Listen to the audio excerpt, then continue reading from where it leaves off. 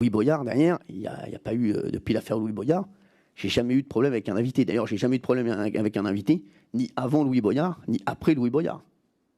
Je n'ai eu des problèmes qu'avec Louis Boyard. Louis Boyard, comme je vous l'ai dit, qui était non pas pour moi un député, mais un pote. Et voilà, et j'ai été trahi par mon pote en direct. Et je peux vous dire que c'est ça qui m'a fait le plus de peine. Voilà. Je vous remercie. Je vous remercie, Monsieur Hanouna. Vous avez la parole. J'appuie là, hein. Bah, c'est bon. Déjà, j'ai compris le fonctionnement. Merci à tous, en tout cas, de me recevoir aujourd'hui. Je suis très heureux d'être là, même si beaucoup pensent que c'est une sanction pour moi. Pour moi, je le prends comme une chance d'être devant vous et de pouvoir vous expliquer ce que je fais au quotidien depuis maintenant 12 ans, puisque TPMP a démarré d'abord en hebdo. Hein, c'était le jeudi soir sur France 4. Jamais on n'aurait cru que cette émission aurait un tel succès. C'est vrai que sur France 4, au départ, on avait signé 8 émissions. C'était comme on appelle dans le métier de la télévision une queue de contrat. Et France Télévisions me devait 8 émissions. Ils m'ont dit, bon, fais ce que tu veux. Et puis après, certainement on te dira de partir sur une autre chaîne, puisque c'est vrai que j'avais pas que des succès.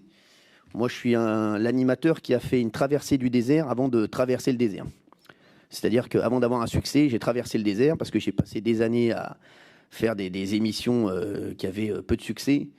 J'ai fait plein d'émissions, j'étais dans des campings, j'ai fait Facile à chanter, j'ai fait plein d'émissions sur le service public qui m'a beaucoup donné ma chance, par le biais d'un directeur des programmes qui croyait en moi. Et c'est vrai qu'après, on a lancé Touche pas à mon poste, c'était signé pour 8 émissions sur France 4, et c'est vrai que très vite, on a vu que cette émission, elle intéressait les gens, parce qu'il y avait déjà un ton qui était particulier, qui n'était pas le même que dans les autres émissions. Et on est la première émission Touche pas à mon poste à avoir plus marché sur les réseaux sociaux. On avait plus d'abonnés sur Facebook que de gens qui nous regardaient au départ, sur France 4. Donc très vite, on s'est dit, il se passe quelque chose. Et puis, France 4 m'a demandé de rester en hebdo avec eux, voilà, pour 2 saisons. Et là est arrivée l'aventure C8, qui était avant Direct 8. Donc ce sont les anciens patrons de Canal+, donc Rodolphe Belmer et Ara Aprikian, et Bertrand Méheux d'ailleurs, qui m'appellent et qui me disent voilà, on va lancer une nouvelle chaîne, on va récupérer des chaînes de la TNT, une chaîne qui va s'appeler C8, et on aimerait que tu sois une des têtes de gondole de cette nouvelle chaîne. Et je me rappelle, Rodolphe Belmer m'avait dit à l'époque, on te mettra un gros moteur avant toi parce qu'on te mettra une Ferrari. Bon, c'était un jeu de mots parce qu'il y avait Laurence Ferrari qui était avec moi juste avant.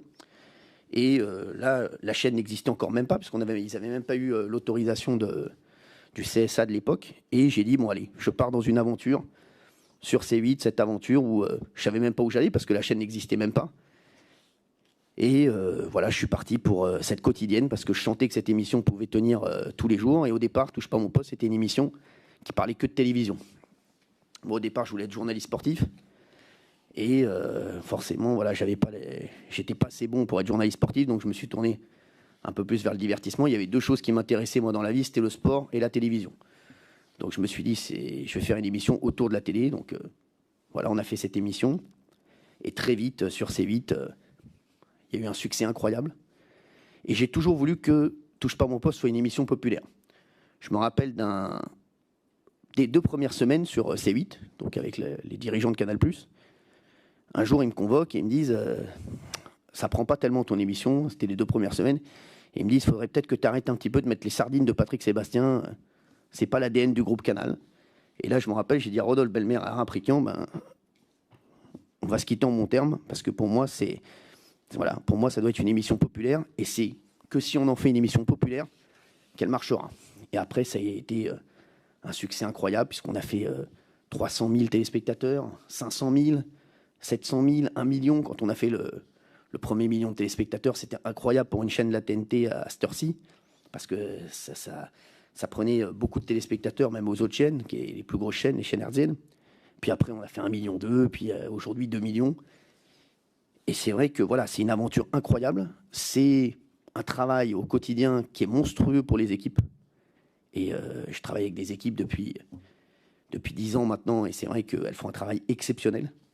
Et fournir tous les jours une émission en direct sur l'actualité, sur ce qui se passe avec énormément d'images, c'est énormément de travail.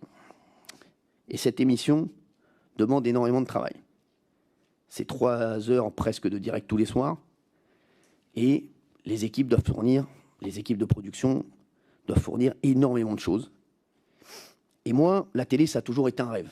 Moi, mes parents, mon père est médecin, ma mère est commerçante. Et mon père, je me rappelle, il m'avait dit, je lui ai dit un jour, moi je veux faire de la télé. Mon père, il m'a dit, moi écoute, je peux t'aider si tu fais médecine, mais je pourrais jamais t'aider dans le showbiz. Je connais personne, j'ai jamais connu personne. Donc la seule personne que je connais, c'est le maire des Lilas, Daniel Guiraud à l'époque.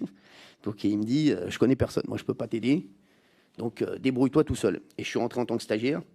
Et c'est vrai que moi je me suis fait, voilà, je connaissais personne dans la télé, donc j'ai gravi les échelons comme ça. Et aujourd'hui, c'est vrai que voir tout ce qu'on a fait et le succès de cette émission, et même être ici aujourd'hui, que ce soit pour mes parents ou pour moi, ça reste quand même incroyable. C'est vraiment incroyable. Tout ce qui nous arrive autour de cette émission est incroyable. Moi, mes parents, ils sont arrivés de Tunisie en 68. Mon père, ma mère travaillait à l'usine pour payer les études de mon père. Et c'est vrai qu'aujourd'hui, me voir à la télévision tous les soirs, pour eux, ça a été, voilà, c'est incroyable, c'est un rêve pour eux. Donc, moi, je suis là pour vous expliquer mon travail au quotidien et pour vous expliquer comment on fait une émission de télévision et comment on fait Touche pas mon poste, surtout. Et j'ai entendu le président, il y a quelques instants, dire qu'il y avait énormément de sanctions contre Touche pas mon poste. Mais aujourd'hui, et je crois que j'ai pas peur de le dire, aujourd'hui, l'émission qui aura le plus marqué les années 2010 à nos jours, c'est Touche pas mon poste.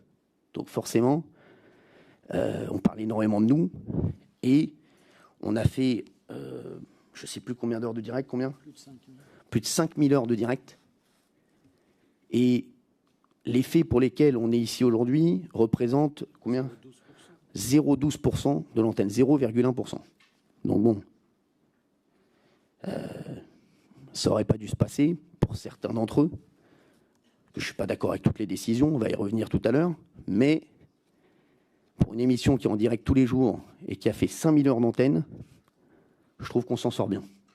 Et qu'aujourd'hui, c'est pas notre procès qui est fait. C'est pas un procès. Pour moi, je viens pas à un procès, je viens à une discussion et je viens débattre avec vous et discuter avec vous et répondre à vos questions pour vous expliquer comment on voit les choses et comment on voit et comment notre émission a évolué. Et comment on a dû évoluer et comment on a dû faire évoluer notre émission, comme a évolué la société. Vous savez, on a dit plein de choses sur moi. Moi, un jour, je m'en rappelle, j'avais fait gagner une jeune fille qui avait le voile, qui était voilée, parce que j'ai beaucoup de femmes voilées dans mon public. Et moi, j'accepte tout le monde dans mon public. Parce que c'est, voilà, je donne la parole à tout le monde, c'est le propre de mes émissions. Et on m'a reproché d'être islamophobe. Voilà, de dire, il met que des islamistes. J'ai entendu des choses folles. Le lendemain, je reçois Marion Maréchal, on me dit, non, là, il est avec Marion Maréchal. Un autre jour, je vais voir Emmanuel Macron à la sortie du débat entre les deux tours, on dit, non, il a la botte de Macron. Vous savez, moi, je suis à la botte de personne. Personne ne peut dire pour qui je vote, pour qui je voterai. Et je ne juge jamais les Français dans mes émissions pour qui, sur le vote, sur leur vote. Les Français, je me mets tous les soirs à leur place. Et il y a des Français qui ont de nombreuses difficultés. Et je ne suis pas là pour leur dire, moi, il faut voter pour un tel ou pour un tel. Je suis là pour donner la parole à tout le monde et montrer toutes les forces en présence qui représentent la France et qui permettront peut-être à mes téléspectateurs de se faire une idée de tel parti, de tel homme politique ou encore de tel débat. Voilà, en tout cas, ce qu'on peut vous dire, c'est que nous, on est très heureux d'être ici. Franchement, c'est un bon moment pour nous. Et on attend vos questions avec impatience. Voilà. Merci, vous avez respecté ce premier temps de parole. Première question, effectivement, on a abordé ces sanctions. Ce qui est important pour nous de comprendre, c'est qu'est-ce qui se passe lorsqu'il y a effectivement une sanction, c'est-à-dire donc un incident et puis après une intervention de l'Arcom.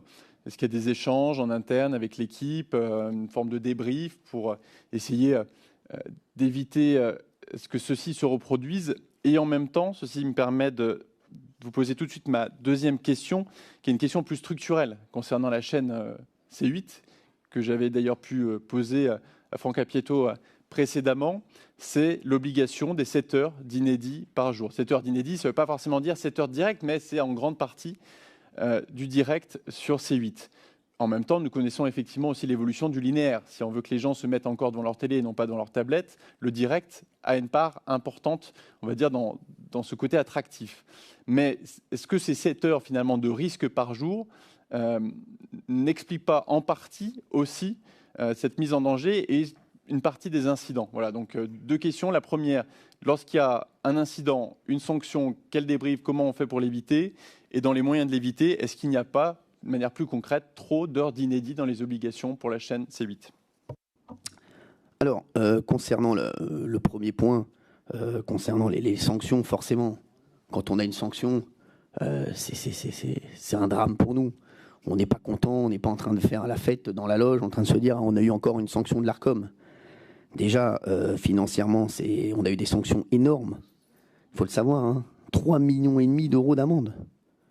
3,5 millions d'euros d'amende. Vous pouvez faire n'importe quel délit, jamais vous n'avez 3,5 millions d'euros d'amende. 3 millions la première fois. Donc on a eu des amendes qui sont pour moi disproportionnées. Vraiment. Je vous le dis, c'est incroyable. Et on s'en réjouit pas, forcément. On en parle avec les directeurs de la chaîne, on en parle avec Franck Appietto, on en parle avec Gérald Brisiré, on en parle avec Maxime Saada, et on essaie de savoir comment ne pas reproduire les mêmes erreurs.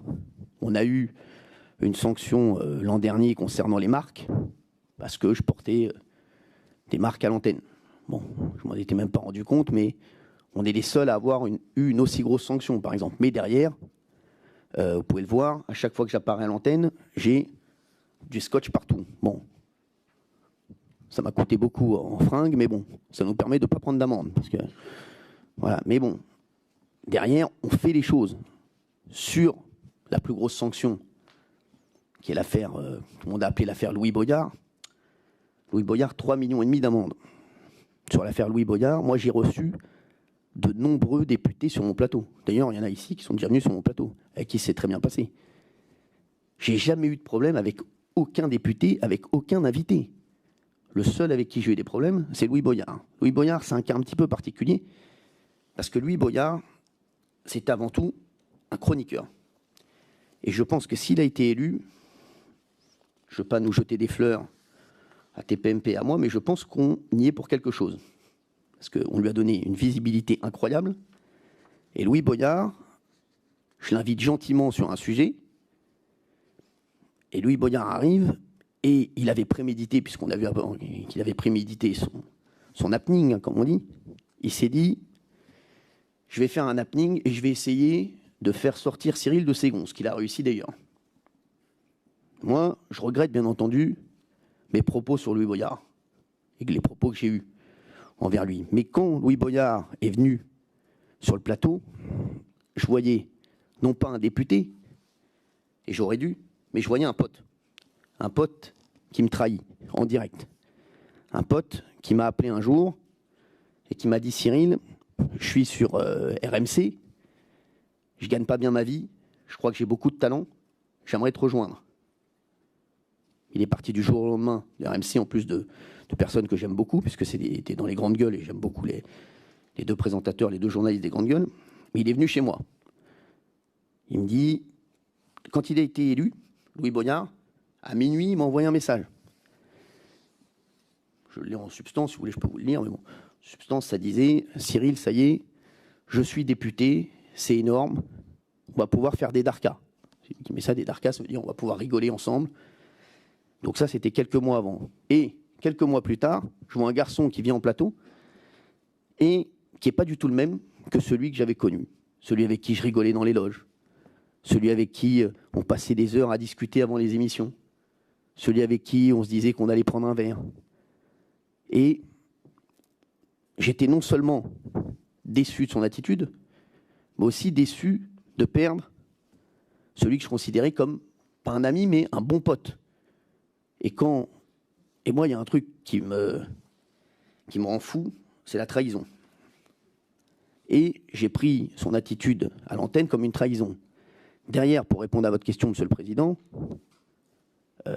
derrière, bien sûr qu'on se parle avec la chaîne. Et à chaque fois qu'on a eu des sanctions sur un point précis, on n'a pas eu de problème sur la même catégorie d'amende. Louis Boyard, derrière, il n'y a pas eu, depuis l'affaire Louis Boyard, j'ai jamais eu de problème avec un invité. D'ailleurs, j'ai jamais eu de problème avec un invité, ni avant Louis Boyard, ni après Louis Boyard. Je n'ai eu des problèmes qu'avec Louis Boyard. Louis Boyard, comme je vous l'ai dit, qui était non pas pour moi un député, mais un pote. Et voilà, et j'ai été trahi par mon pote en direct. Et je peux vous dire que c'est ça qui m'a fait le plus de peine. Voilà. Je vous remercie.